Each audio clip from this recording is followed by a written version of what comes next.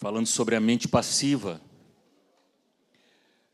E o primeiro slide vai falar sobre um tema que eu fiquei surpreso, que foi a palavra mais pesquisada durante o ano de 2024 em todas as redes sociais e todos os lugares de consulta no mundo todo.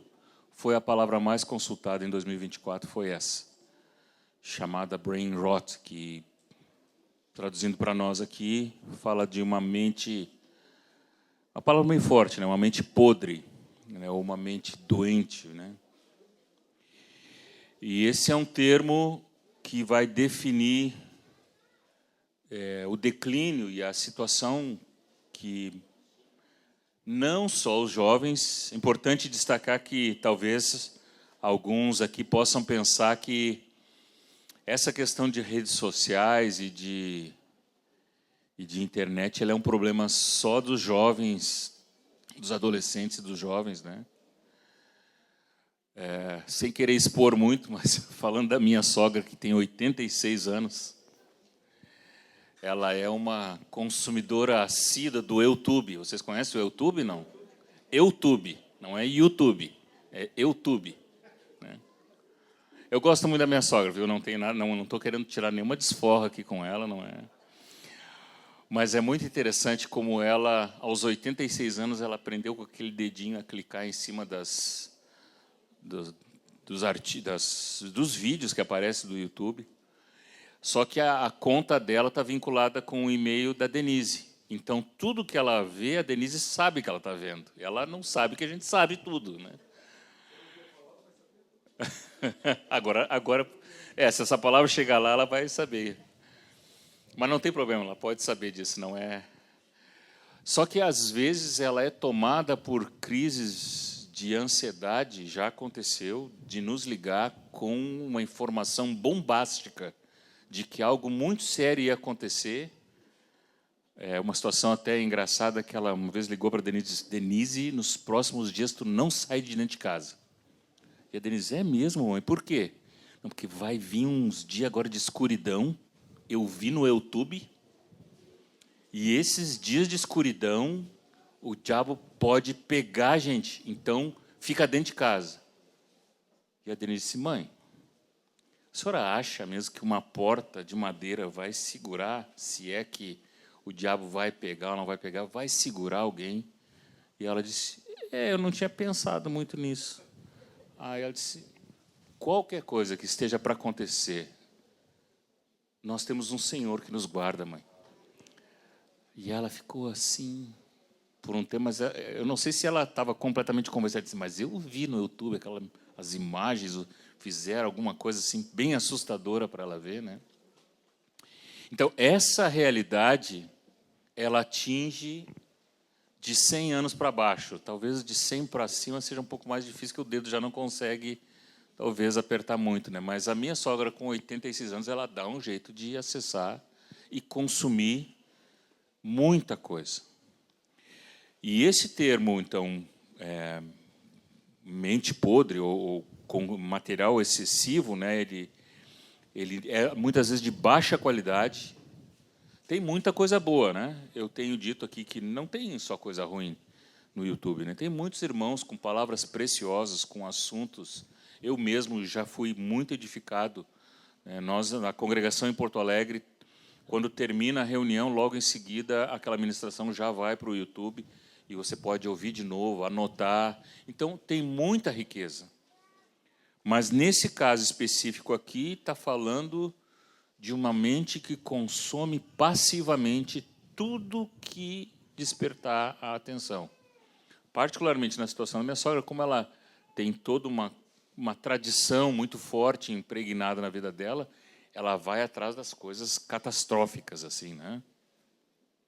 Mas quantos de nós podemos ser influenciados por mentirinhas light, como a gente pode dizer, né? Pequenas mentiras que começam a ser ditas, né? E que às vezes vêm numa roupa de verdade, mas não é. E nós vamos nos tornando permissivos e vamos aceitando esse conteúdo que vai entrando na nossa mente e que vai ocupando espaço. Então, uma mente passiva, ela é realmente um ambiente perfeito para todo tipo de mentira. E como foi bem lembrado hoje no resumo de hoje de manhã, né? Se nós brincarmos de sermos discípulos, o diabo nunca brinca, né? De ser diabo. Ele vai querer tirar proveito, vai querer jogar alguma coisa para gerar no nosso coração, seja a ansiedade, seja uma expectativa sobre algo que eu não consigo controlar.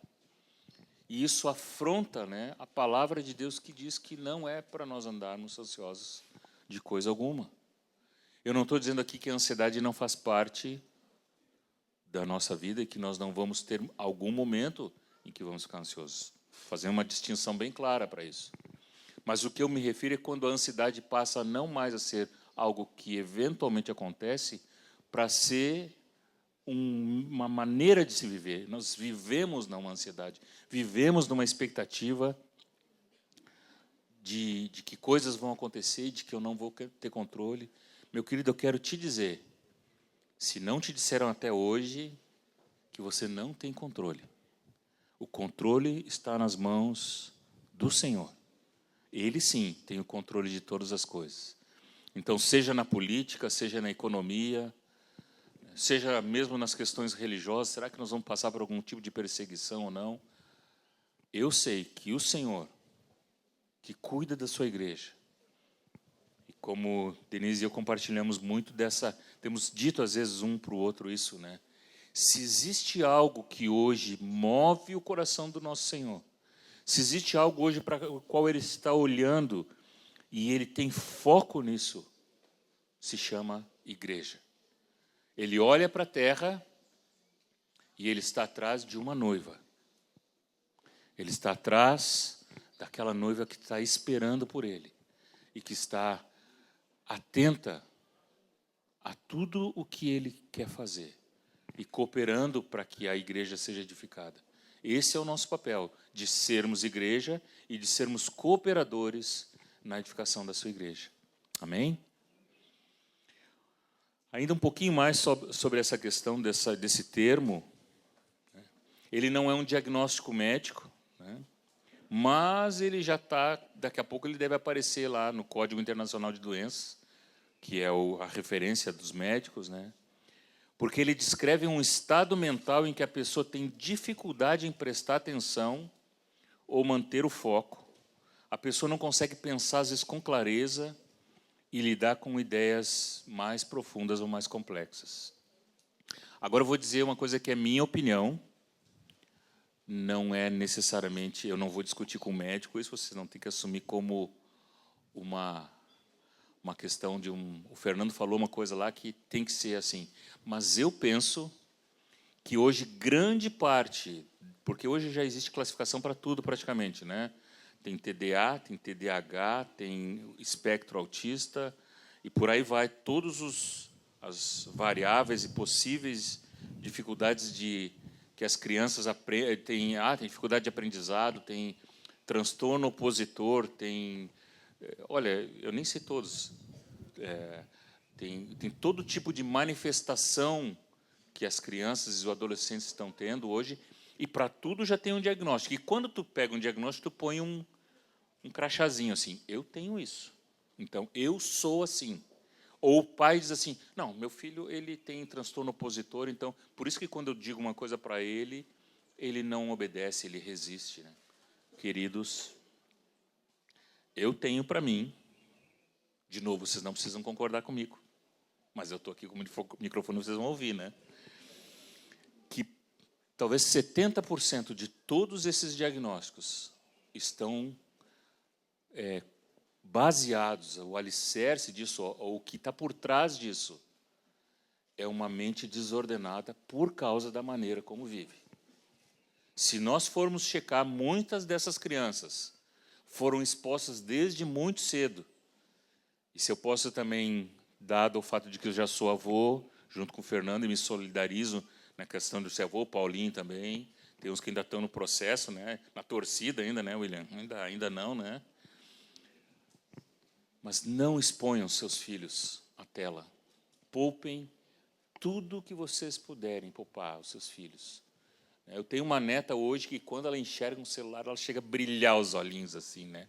Aquela vontade. E os pais, até agora, glória a Deus por isso, decidiram que não deixam ela mexer no celular.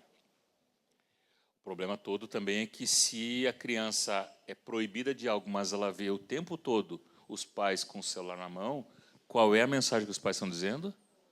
Isso aqui é muito bom, filho. Isso aqui tem muito significado para mim.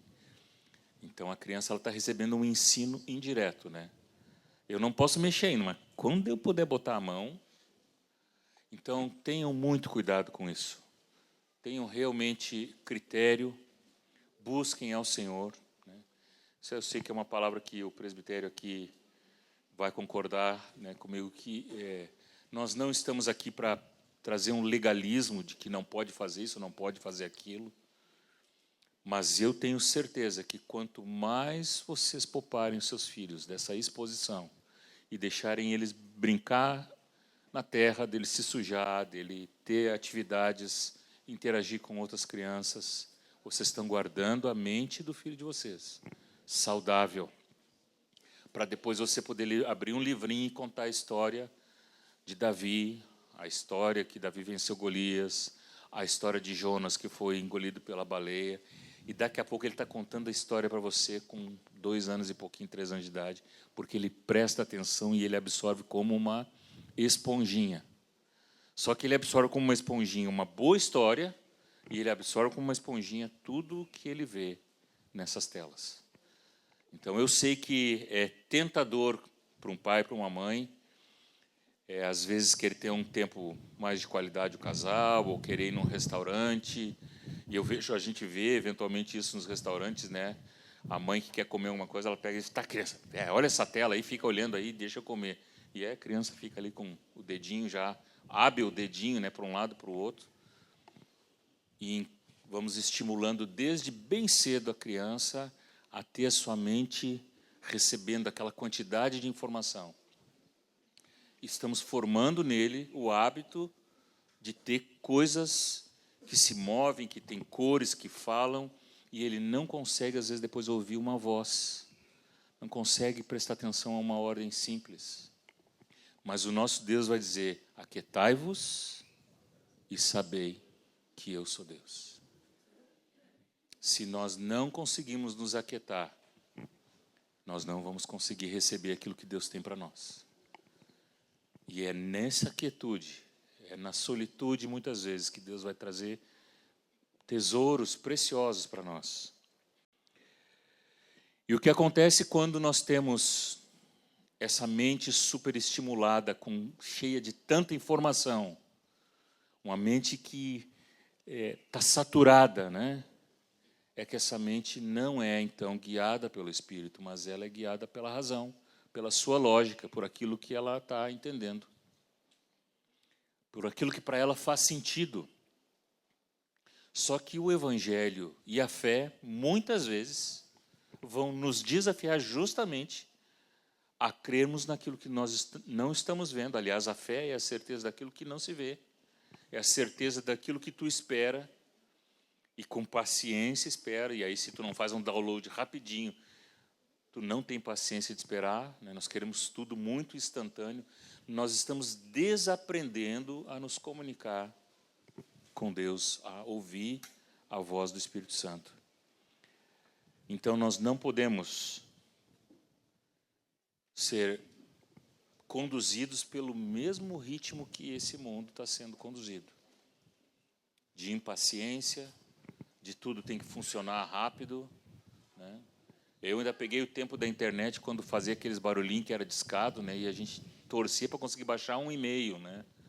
Hoje nós temos no celular a capacidade de assistir tanta coisa, e realmente nós podemos ver muita coisa em um único dia, ter todo que é tipo de informação, aquela que pode edificar e aquela que pode começar a trazer questionamentos sobre a verdade da palavra, aquilo que realmente Deus disse que Ele é e que Ele faz, porque nós estamos cheios cheios. E o princípio é que para sermos cheios daquilo que é do Senhor e que pode edificar nossas vidas, nós temos que estar vazios de nós mesmos, vazios de tanta competição de informação, e às vezes ministrando em outros lugares, muitas vezes já vi as pessoas dizer assim, traz uma palavra mais curtinha, assim, de 20 minutos, que senão a gente fica muito cansado. Já ouvimos isso. Teve um lugar, ainda bem que eu posso falar aqui com bastante, sem expor ninguém, né? Um lugar em que os irmãos disseram, olha, nós precisamos descansar, que nós não damos conta de ouvir o que tu tem para dizer sobre essa... Estava falando, ministrando sobre cura interior, falando sobre raiz de amargura, sobre traumas. O pessoal não dá conta, Fernando. O pessoal não dá conta. Eu disse, não, tá bom. Então, nós vamos encurtar e reduzir o material, porque não tinha condições de ouvir mais. Mas o Senhor quer restaurar nossas mentes. Não podemos ser uma mente sem filtros. Provérbios 23:7, anotem aí. Aqui eu tenho duas versões. Uma versão, eu não sei quantos conhecem, é a tradução brasileira, que, segundo alguns, é uma das que atualmente mais se prende ao original do hebraico e do grego, né? E ali vai dizer, porque como imagina em sua alma, ou podemos entender que também no seu coração, assim ele é. Ou, nessa outra versão, diz, porque ele é tal quais são os seus pensamentos. E o texto de Jeremias 4,14, que é um texto que há anos atrás nós também ouvimos uma ministração que nos marcou muito, né? O texto vai dizer, até quando hospedarás contigo os teus maus pensamentos? Quem é que hospeda? Quem é que faz a hospedagem? Cada um de nós. Né? O dono da casa é que faz a hospedagem, né? Tem a impressão que existem algumas mentiras e algumas coisas que o diabo tem lançado sobre a mente, inclusive, muitas vezes, de irmãos, e esses irmãos têm feito uma cama bem confortável, é uma hospedagem em que aquela mentira se sente tranquila ali, ela não fica incomodada, ela não se sente apertada, ela está ali confortavelmente. Nós precisamos identificar quais são as mentiras e precisamos tomar uma posição. A mente despreparada, né, ou não treinada, é uma mente que começa a aceitar as sugestões e daqui a pouco até pensa que a ideia foi dela mesma, né? É interessante, teve um filme há muitos anos que Denise e eu assistimos, que tinha um homem de idade que ele não queria que ninguém mandasse nele. Mas a esposa dele, ela era expert em dar um monte de sugestão e dizer assim, tu não acha que a ideia que tu está tendo é muito boa? E ele diz assim, eu estou tendo uma ideia muito boa mesmo. Mas, na verdade, era ela que estava dizendo tudo para ele. E aí, no final das contas, ele, vamos fazer isso, vamos implementar, porque essa minha ideia é muito boa. E, na verdade, ela disse tudo para ele que tinha que fazer e ele comprou a ideia, né? Muitas vezes, nesse sistema que nós estamos vivendo, está acontecendo algo mais ou menos assim, né? Nós temos hoje já no celular, acho que já aconteceu com quase todo mundo aqui, de tu conversar sobre um assunto e imediatamente, se tiver habilitado o teu celular o áudio, daqui a pouco aparece o quê? Uma sugestão daquele assunto, não é verdade? Eu lembro a primeira vez que eu notei isso, está fazendo já bastante tempo, pelo menos uns 5 anos atrás. Eu trabalhava com as crianças nas casas de adoção, de casas-lares, e nós fomos para uma reunião junto ao Ministério Público, lá, a prefeitura, tinha que tratar de valores lá, e eu estava precisando comprar ventilador para as casas, porque estava muito calor e as casas não tinham sistema de ar-condicionado, nada. Você precisa comprar ventiladores. E quando nós chegamos nesse lugar, eu enxerguei um ventilador muito bom e eu comentei com um outro irmão, que é um dos presbíteros hoje lá de Porto Alegre, o Japa, né, que já esteve aqui também, né? E eu disse para o Japa, aquele tipo de ventilador ali é o ventilador que a gente precisa comprar para botar nas casas-lares. E isso nós estávamos parados em frente ao elevador. E aí entramos no elevador. Quando saímos no elevador, acho que era no 3º andar, entrou uma mensagem no meu celular assim: você está procurando ventiladores? Eu digo, que é isso? Então, é uma monitorização, estamos sendo monitorados o tempo inteiro. E, às vezes, a gente diz assim... No começo, eu ficava horrorizado quando isso acontecia, né? Lembro de outra vez também, quando o celular disse para mim assim: você está a 20 minutos da sua casa, pega esse trajeto aqui que é o mais curto. Eu disse: quem é que disse que eu quero ir para casa agora? Quem é que te perguntou? Né? Mas estava me sugerindo isso. Então, esse tipo de situação, ele começa a criar em nós uma certa dependência e também começamos a ser essas sugestões de amizades, né? Eu fiquei também, eu lembro há muito tempo atrás, eu estava preparando alguma palavra e eu abri o site da Bíblia Online, que naquela época, hoje eu tenho aplicativos pagos que são mais restritos, eu estou só dentro daquele aplicativo. Mas naquela época, muitos anos atrás, tinha que entrar às vezes online para pesquisar algum texto, o que aquela palavra queria dizer. E do lado, estava aqui o texto bíblico, e do lado estava assim: você está se sentindo sozinho? Temos aqui sugestões de companhias para vocês. E eu fiquei pensando assim, né? Puxa, isso que eu não estou procurando nada disso, mas a sugestão está aqui. Então, como nós precisamos estar atentos com todo tipo de sugestão que esse mundo vai nos dar.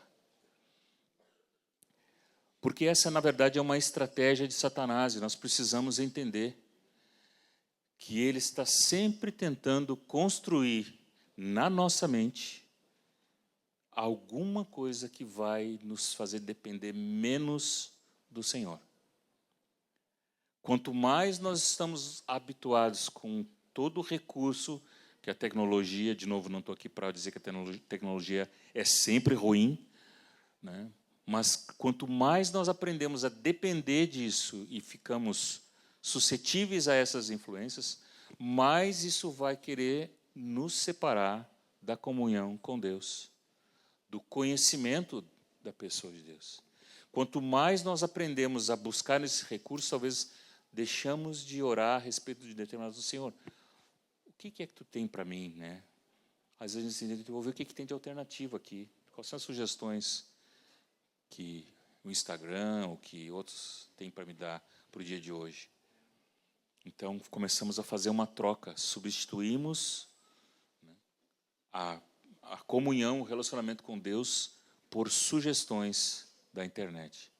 E ele vai agir de duas maneiras. No caso da pessoa que não tem o conhecimento ainda da pessoa de Cristo, que não tem uma revelação, ele vai procurar saturar a mente dela para que ela não tenha conhecimento, para que ela se envolva com qualquer coisa menos as coisas do reino.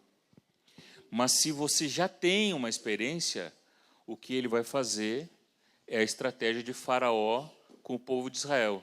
Vocês lembram? O que aconteceu quando o povo de Israel disse: nós queremos sair para adorar o Senhor? O Faraó disse assim: esse povo está muito ocioso, estão tendo tempo de pensar muito. Vamos fazer o seguinte: agora eles têm que providenciar o barro, têm que providenciar a palha para fazer esse tijolo, porque quanto mais ocupado a gente manter eles vão chegar no final do dia, eles estão exaustos, estão cansados, vão parar com essa bobagem de que eles têm que sair para adorar. Será que tem alguma semelhança, muitas vezes, com o nosso dia a dia?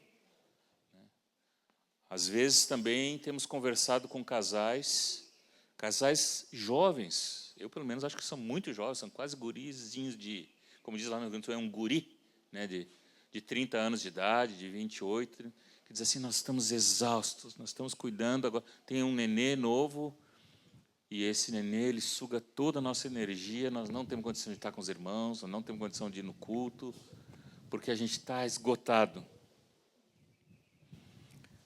Eu fico pensando, né, será que não tem alguma coisa pode estar sugando a energia desses pais e pode não ser o que eles pensam que é. Às vezes estão apontando para o inimigo errado. Estão achando que é a criança apenas, mas é a mente que está sobrecarregada. e que não consegue se focar. E eu disse, como é que eu posso disciplinar o meu filho? Como é que eu posso trazer a tua palavra para o meu filho? Muitas vezes, Denise e eu passamos por situações com os nossos filhos em que a resposta não estava em seguir nenhuma cartilha de lugar nenhum. Nós precisamos impor as mãos, orar, ungir nossos filhos e ver Deus, às vezes, transformar e quebrantar o coração dele imediatamente. E essa obra era do Espírito e não nossa.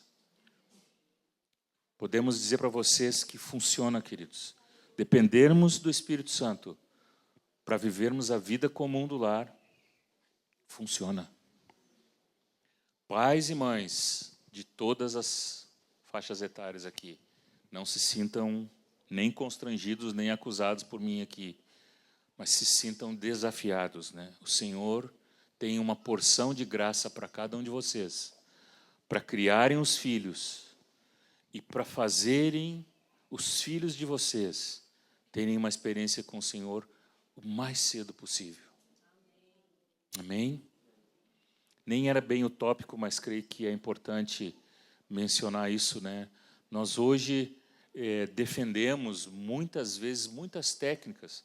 E, de novo, aqui nenhum problema, mas nenhum mesmo, com relação a quem faz educação domiciliar, quem entende que tem que fazer isso, fazer aquilo, estímulos para a criança, brinquedos diferentes. Não tenho nada contra nenhuma dessas situações.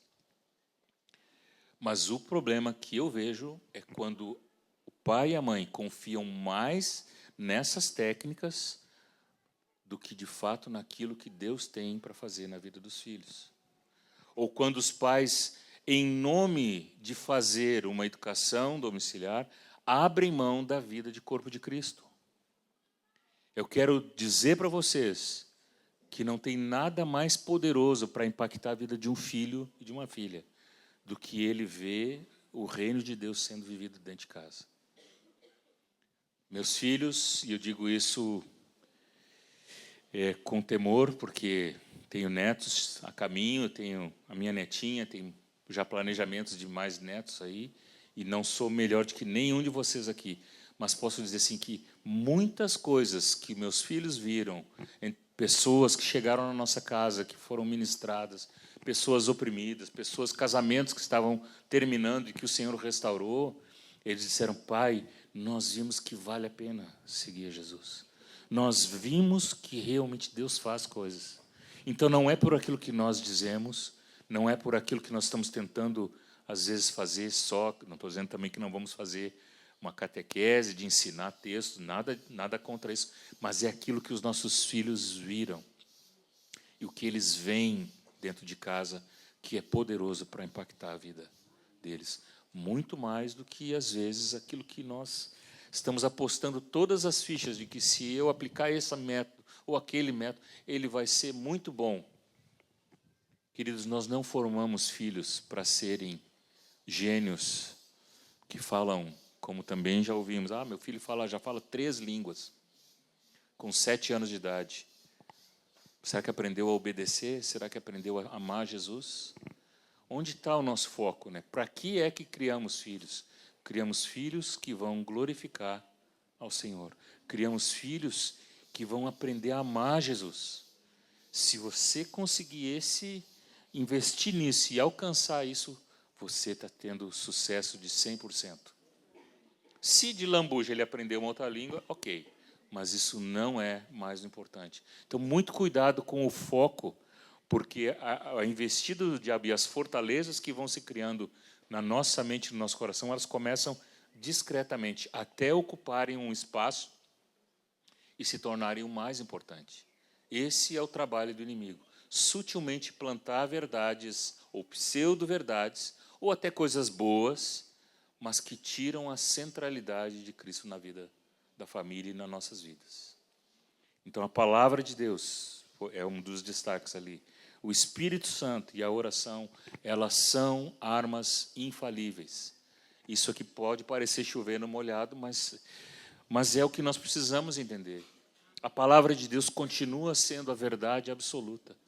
O Espírito Santo foi deixado para nós como o Paráclito, aquele que está sempre ao lado, aquele que trabalha junto conosco, que pega do outro lado quando está pesado, e ele nos ajuda a carregar. Esse é o trabalho do Espírito Santo. Ele é um amigo o tempo inteiro. Ele é Deus e ele é bem presente, está em nós. Então vamos lançar mão desses recursos.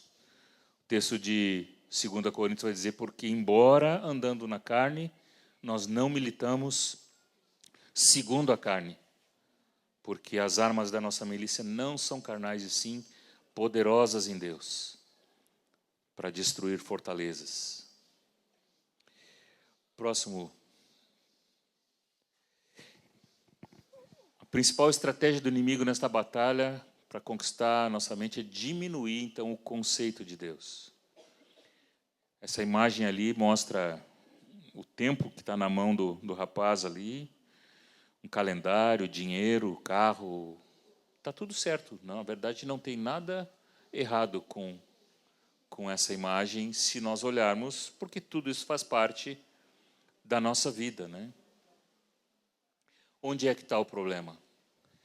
É quando essas coisas, na verdade, elas estão no centro da vida do homem.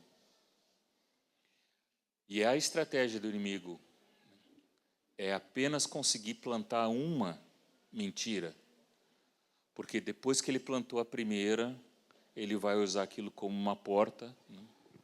Eu vou usar de novo a referência do Paulinho de hoje de manhã, né, de que nós precisamos entrar no quarto e fechar a porta para termos comunhão com Deus. Às vezes a estratégia do diabo não é, às vezes, nem impedir que tu entre no quarto. Ele quer te oferecer muitas portas, com muitas possibilidades para entrar, porque aí ele consegue te fazer ficar com muitas opções. Alguém já foi tentar comprar uma coisa e, de repente, quando clicou para ver o que era, aí aparece 400 opções, tu nem sabe assim, afinal de contas, eu não sei mais nem o que eu vou escolher, porque tem muitas opções. O que o inimigo faz muitas vezes justamente é isso, é procurar trazer muitas coisas para competirem com aquilo que é prioridade na nossa vida. E aí nós nos tornamos dispersos, confusos, estamos tentando fazer todas as coisas e não conseguimos fazer nada bem feito, porque nós estamos distraídos com isso.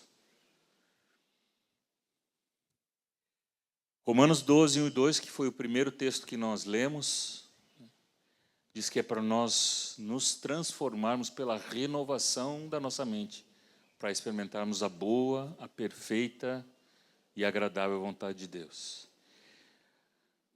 Se o texto está dizendo que nós precisamos ser transformados, significa que tem alguma coisa que veio no software ou no hardware, nem sei qual é, acho que é o software, né, o programa, né, que ele passou por algum problema que ficou contaminado, né?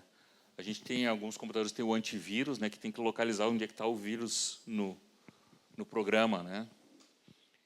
E precisamos entender que a nossa mente ela não é confiável. Então, uma dica importante: não confie 100% na sua mente. Inclusive, quando às vezes você pode ter um pensamento até bom, mas daqui a pouco ele pode ser reprovado ali adiante. Como eu falei aqui, o exemplo, podemos querer dar bom ensino para o nosso filho e aí achar que isso é algo de muito valor e até aí está tudo certo. Mas quando isso toma um lugar desproporcional na vida e nós deixamos de confiar no Senhor, nós estamos fazendo das nossas convicções algo absoluto. É isso que eu tenho que fazer e eu não tenho espaço para ouvir aquilo que o Espírito Santo quer dizer. Então, por isso que nós não podemos confiar 100% na nossa mente. A nossa mente tem que estar sujeita à ação do Espírito Santo que vai nos guiar. Isso é bom, isso não é bom, isso não faz agora, isso não é para agora. Guarda o teu coração disso. É muito comum, às vezes, a gente estar na hora de tomar alguma decisão importante, seja uma mudança de emprego, seja uma mudança de um lugar, e nós analisamos todos os prós e os contras logicamente. Não, porque tem isso, porque não tem aquilo, tem isso. Mas nós não conseguimos aquietar o nosso coração, não conseguimos aquietar a nossa alma para dizer, Senhor, o que Tu tem a dizer sobre isso? Tu não é um Deus de confusão, Tu tem uma palavra clara para trazer para mim. Fala, Senhor, através das autoridades, fala através, Senhor, de uma circunstância específica. Eu quero ouvir a Tua voz, né? Eu não quero submeter a minha vida a toda a lógica desse mundo que diz que tem que fazer assim, tem que fazer assado. Eu quero ouvir o que Tu tens para dizer. E algo muito importante que tem se perdido muitas vezes nessa caminhada, a gente tem visto, é o relacionamento, seja ele de discipulado, seja esse relacionamento de amizades profundas. Quem é que é o amigo verdadeiro? É aquele que sempre dá o tapinha nas tuas costas e te diz que tu é gente boa, que tu é gente fina? Ou é aquele que diz assim, meu querido, você está errado no que você está fazendo? Aí a gente vai ouvir, talvez, e tomar até um susto, né? Ou ele vai dizer, olha, eu não concordo com o que tu está fazendo. Tem alguma coisa que não está bem. Será que não é esse realmente o amigo que nós precisamos ter por perto? Como eu falei, né, o mundo hoje tem buscado muitos coaches, né, muitos conselheiros, que têm muitas ideias, algumas até boas, mas nós fomos inseridos no corpo de Cristo. E esse corpo de Cristo, que não é feito de pessoas perfeitas, mas de pessoas que estão num processo constante sendo trabalhados, né? É nesse corpo que nós vamos aprender a nos relacionar, que nós vamos aprender a nos humilhar. Deus, na sua sabedoria, disse assim, eu preciso criar um ambiente onde eu possa levar cada homem e cada mulher a ser cada dia mais conformado com Cristo. E Ele disse, já sei, vou chamar esse lugar de igreja, onde todos nós viemos com as nossas bagagens, com a nossa história, com as nossas limitações, mas o Senhor decidiu colocar uma porção de graça sobre a vida de cada um de nós. E se nós andamos neste corpo inseridos e reconhecemos que há sim algo do Espírito na vida do meu irmão e que o meu irmão ele tem parte da vida de Deus que pode ser repartida comigo, eu estou me abrindo para aquilo que Deus pode fazer através desse irmão, que pode não dizer exatamente o que eu queria ouvir, mas aquilo que eu preciso receber. Mas para isso nós precisamos estar ligados a esse corpo. Não fique sozinho com os seus problemas, não fique sozinho com a sua mente de jeito nenhum. A sua mente, ela tem a capacidade de pregar muitas peças, mas reparta, caminhe em oração, divida situações com os irmãos, ajuste o teu vínculo de relacionamento, de discipulado, não aceite um relacionamento de discipulado superficial, onde você se encontra e não abre situações, e não, mas eu não confio, ou já aconteceu no passado algo. Queridos, isso é parte de vivermos nesse corpo. Nós precisamos aprender que uma situação ruim, ela não é definitiva para aquilo que nós temos que experimentar como corpo de Cristo. O que aconteceu precisa ser tratado, precisa entrar o perdão, precisa entrar a cura, e nós prosseguimos naquilo para o qual Deus nos chamou, que é para andarmos ligados uns aos outros e dependendo uns dos outros. Amém? Próximo slide. Desarme a sua mente. A nossa mente também é, ou pode ser, uma bomba relógio. Vou dar o exemplo aqui da ira. E eu contei, não sei para quem foi que eu contei aqui, que há tempos atrás, já faz até um bom tempo, aconteceu uma situação no trânsito de Porto Alegre com um homem que estava parado numa sinaleira E ele parou, na verdade, um pouco em cima o carro dele parou em cima da faixa de pedestres. E nisso passou, se eu não me engano, era um carteiro, não tenho certeza. Mas passou um homem e esse homem deu um tapa no carro e disse assim: olha só, tu está com um carro em cima aqui. Talvez tenha até falado mais alto que isso, né? Claro, ele não foi gentil, né? Mas teu carro está aqui. E xingou esse homem. Esse homem, aí agora isso aqui é a minha interpretação da situação, né? Talvez já tinha brigado em casa, estava com uma situação familiar complicada, uma pressão no trabalho, estressado com muitas coisas, o que não é nem um pouquinho raro, né? As pessoas no trânsito hoje muitas vezes estão realmente assim, parece que estão sempre precisando chegar 10 segundos antes em algum lugar. Esse homem tinha uma arma do lado do carro. E quando esse homem bateu no capô do carro e disse assim: você parou em cima da faixa de pedestre, esse homem abriu a porta e deu 2 tiros e matou o homem que estava passando. Simples assim. E aí foi algo que chocou bastante na época, lá em Porto Alegre, a situação. E a gente pensando, como é que pode chegar a esse ponto de, por uma reclamação ali, o cara deu um tapa no carro, aquilo ali é uma lata, não, acredito que nem amassou, mas ele se sentiu tão agredido por aquele tapa no carro, que não foi, imagina se fosse um tapa no rosto dele, né, mas ele se sentiu tão agredido que ele se sentiu no direito de tirar a vida da outra pessoa.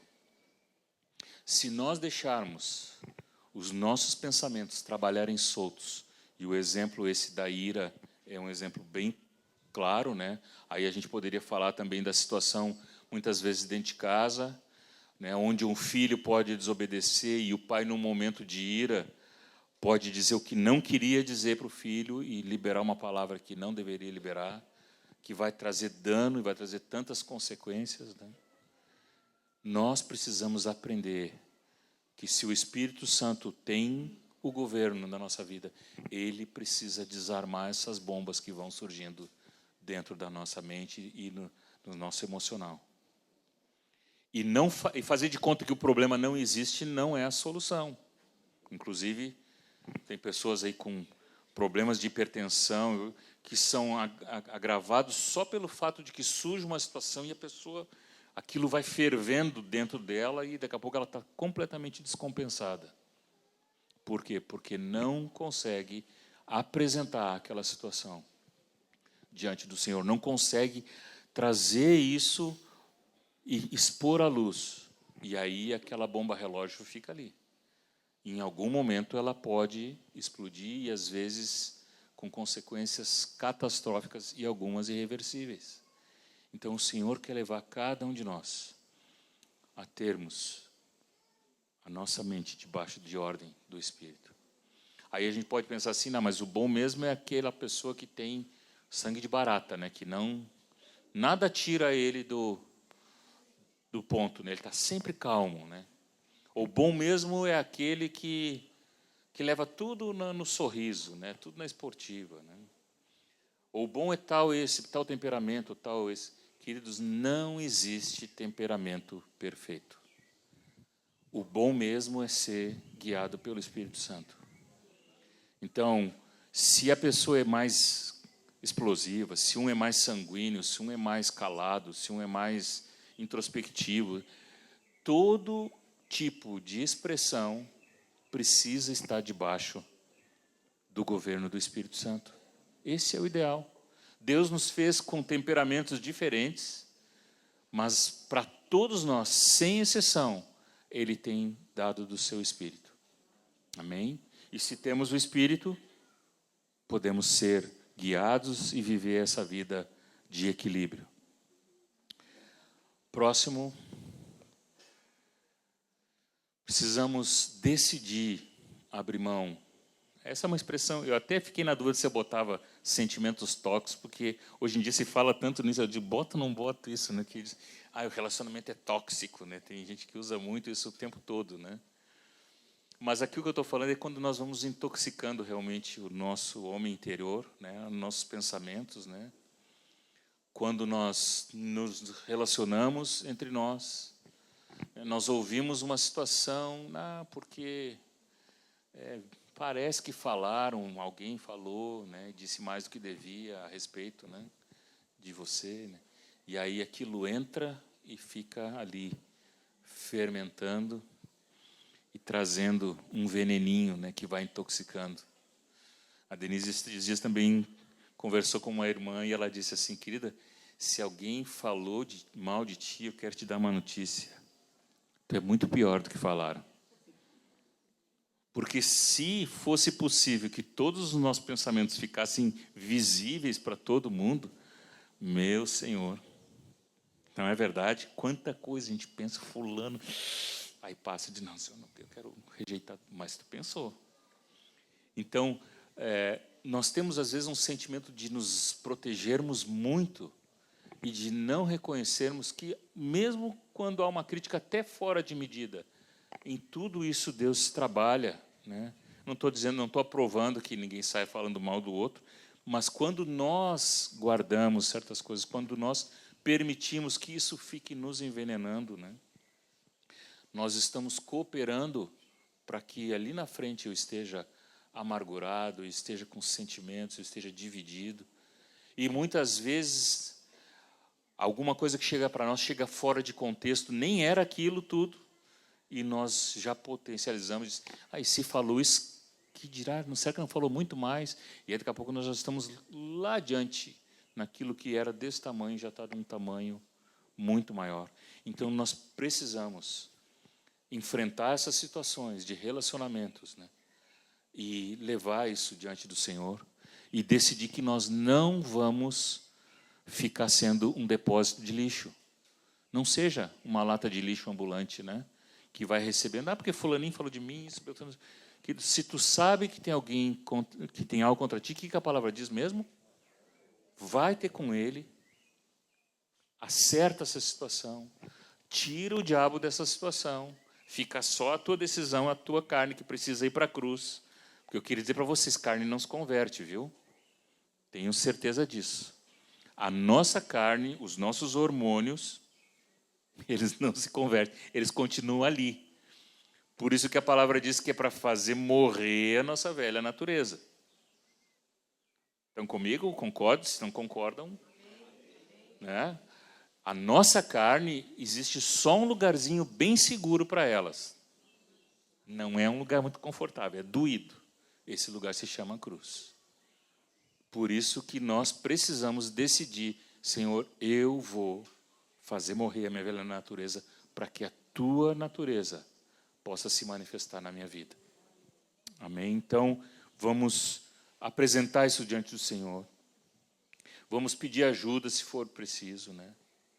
Não é fazer de conta que o sentimento não existe, que ele não está ali, né? Mas é não permitir que esse sentimento seja o Senhor, que ele governe a tua vida, que ele governe a nossa vida. E aí entramos no próximo ponto, que ele está diretamente ligado a esse, né? Para sermos igreja, para vivermos como igreja, nós precisamos perdoar uns aos outros e perdoar a nós mesmos. É certo que nesta caminhada, nesse processo de renovar a mente, muitas vezes nós vamos tropeçar e vamos atropelar as coisas também. Isso é certo que nós vamos fazer. Mas nós precisamos retomar e dizer, Senhor, eu errei, mas eu quero de novo acertar o meu passo, eu quero de novo alinhar o meu pensamento com os teus pensamentos. Então, isso é um processo. Nós precisamos, também faz parte da renovação da mente, nós entendermos que nós não somos a igreja do fast food. Nós não somos a igreja do rapidinho ali, vou ali, pego, faço aquele lanchinho e está tudo pronto. Deus nos chama para viver como igreja e para crescer um processo, para caminhar com Ele. E isso demanda tempo. Já dizia o Erasmo, o irmão que já partiu, que era um dos presbíteros em Portugal, que demanda tempo e esforço se tornar um homem de Deus e uma mulher de Deus. Então é preciso que nós entendamos que nós estamos nesse processo. Passo muito importante: peça perdão e aceite a misericórdia e o perdão do Senhor. Pessoas que têm dificuldade em receber o perdão, provavelmente, na grande maioria dos casos, também têm muita dificuldade em dar perdão. Porque o seu nível de exigência, o seu padrão é tão alto, a sua justiça própria está tão lá em cima, que ela não consegue tolerar que alguém fale com ela. Então, já tivemos casos de ministrar com pessoas que dizem assim: eu não consigo me perdoar porque eu fiz tal coisa com o meu filho, eu não consigo me perdoar. E assim, aparentemente, num primeiro momento, parece assim: puxa, ela está tão quebrantada, a pessoa que... E, no fundo, não é, é orgulho mesmo. Eu não consigo perdoar a mim mesmo porque, na verdade, eu estou me colocando num patamar de superioridade. É algo muito interessante essa situação. Ela não consegue ver que a misericórdia de Deus e o perdão de Deus vem sobre ela e diz assim: você confessou, você recebe o perdão. E é simples assim. A minha palavra é essa: se confessares os vossos pecados, Ele é fiel e justo para perdoar. Mas a pessoa diz: não, mas eu não consigo sentir. Eu digo que não é pelo que tu sente, é porque a palavra de Deus diz. Não é por aquilo que tu está com vontade ou não está com vontade. Eu não estou sentindo vontade. Então vai sem vontade mesmo. E perdoa. E pede perdão. E por causa dessa dificuldade de aceitar, então tem dificuldade de liberar perdão sobre a vida dos outros. E às vezes carrega por anos e anos uma ofensa. Mateus 6,12, Jesus está trazendo o ensino do Sermão do Monte. E ele fala sobre: da mesma maneira que vosso Pai Celeste vos perdoou, vós também vão ser perdoados. Você já pensou nisso, que esse ensino está falando que é condicional? Que é da mesma maneira que você está perdoando, é da mesma maneira que você é perdoado. Isso realmente tem mexido comigo há muitos anos, né? Que às vezes as pessoas querem experimentar certas coisas com Deus, mas elas não estão dispostas a liberar perdão sobre outros. E elas não conseguem receber esse perdão, porque elas estão presas nos seus próprios sentimentos, nas suas próprias decisões. O texto que Jesus também traz, a parábola do credor incompassível, Mateus 18, 23 a 35, fala de um homem que devia aproximadamente 3 meses de salário para outro. E esse homem não tinha como pagar. E fala deste outro homem que devia... O John fez uma vez o cálculo, não sei se era 60 milhões de dias de trabalho. Eu acho que ele ia levar um tempinho grande para conseguir pagar, né? 60 milhões de dias, ou 400 mil anos, ou 400... Era um número assim. E esse homem foi diante de um rei e disse: "Sê compassível comigo, que tudo eu vou te pagar." Mentira, não ia pagar coisa nenhuma. Mas ele foi diante desse rei, e Jesus disse que quando esse homem chega diante do rei, o rei disse: "Tá bom, eu te perdoo."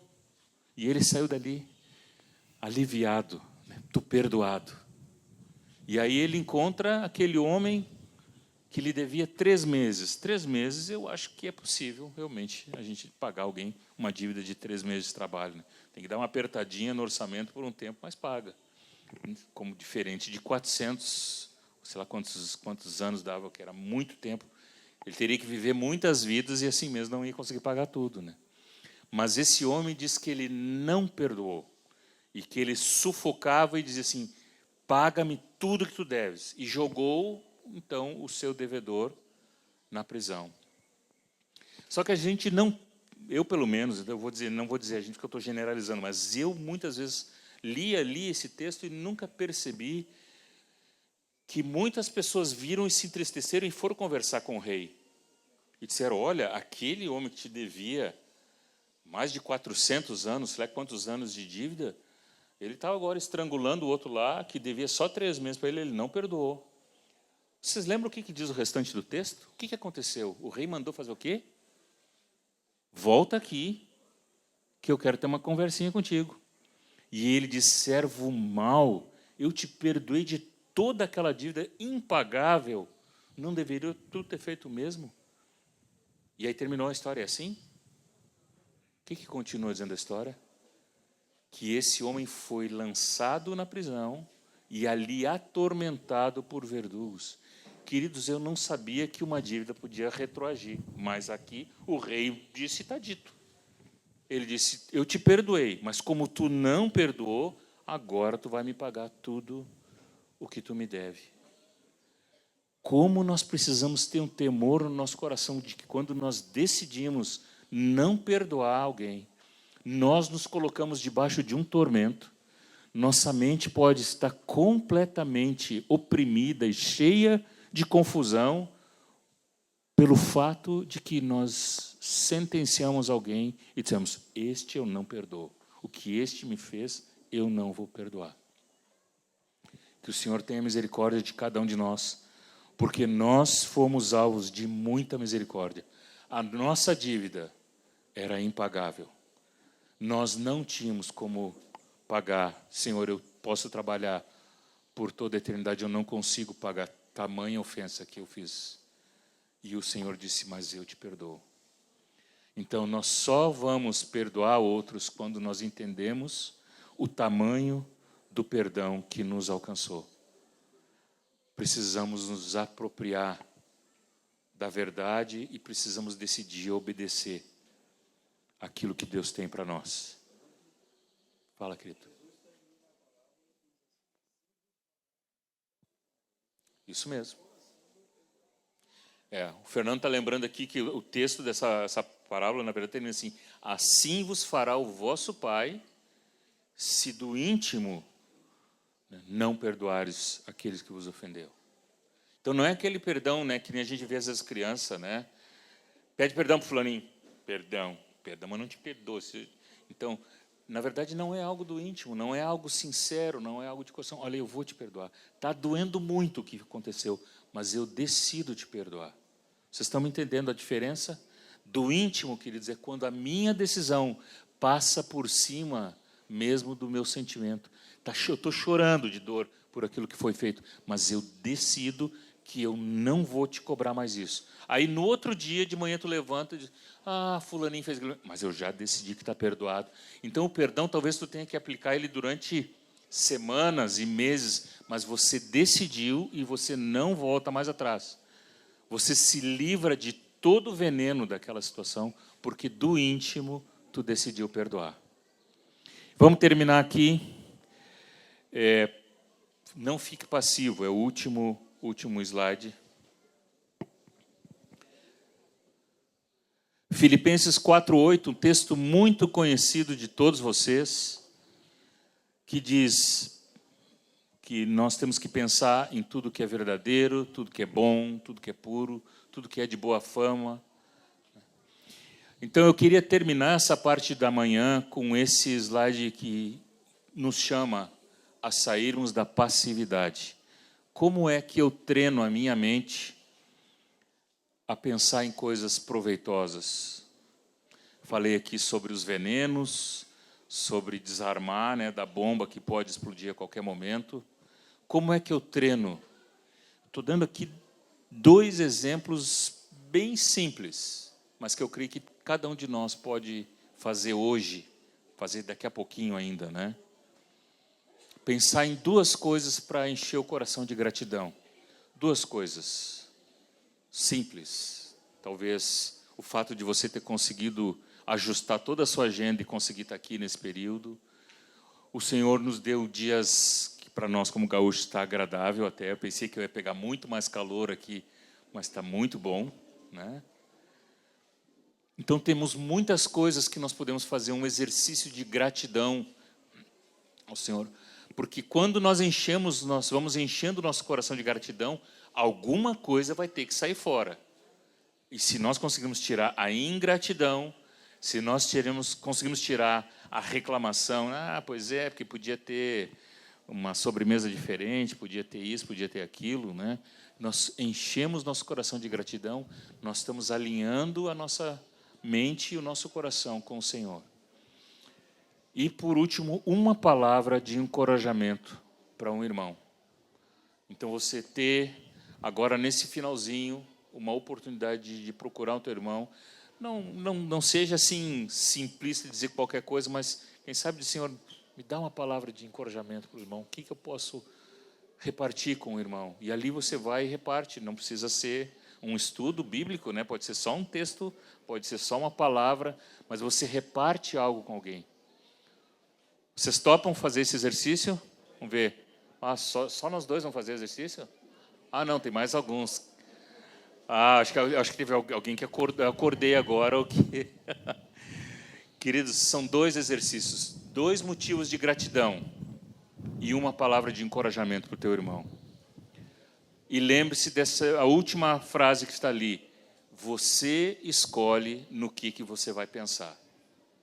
Os pensamentos não vêm sobre a sua mente e você diz assim, eu não tenho escolha, eu sou obrigado a pensar nisso. Não, você pode substituir ele. Ao invés de ficar brigando com aquele pensamento, substitua por um pensamento bom, um pensamento de boa fama, um pensamento louvável e que traga glória ao Senhor. Amém?